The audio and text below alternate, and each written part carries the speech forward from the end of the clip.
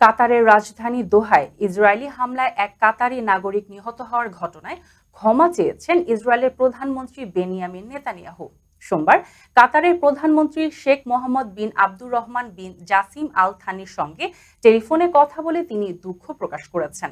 চলতি মাসের শুরুতে দোহায় অবস্থানরত ফিলিস্তিনি স্বাধীনতাকামী সংগঠন হামাসের প্রতিনিধি দলের উপর ক্ষেপণাস্ত্র হামলা চালায় ইসরায়েলি বাহিনী। এতে একজন কাতারি নাগরিক নিহত হন, যা দেশটির ভিতরে ব্যাপক ক্ষোভ সৃষ্টি করে। ফোনালাপে নেতানিয়াহু আশ্বাস দেন, ভবিষ্যতে ইসরায়েলি বাহিনী আর কাতারে কোনো হামলা চালাবে না। কাতারের পররাষ্ট্র মন্ত্রণালয় জানায়, কাতারের সার্বভৌমত্ব লঙ্ঘনের ঘটনায় ক্ষমা চেয়েছেন ইসরায়েলের প্রধানমন্ত্রী। এই ঘটনাকে মধ্যপ্রাচ্যের উত্তেজনাপূর্ণ পরিস্থিতিতে এক বিরল কূটনৈতিক পদক্ষেপ হিসেবেই দেখা হচ্ছে। এদিকে বিশ্লেষকরা মনে করছেন, দোহা এই ঘটনাটি আঞ্চলিক কূটনীতিতে নতুন প্রভাব ফেলতে পারে।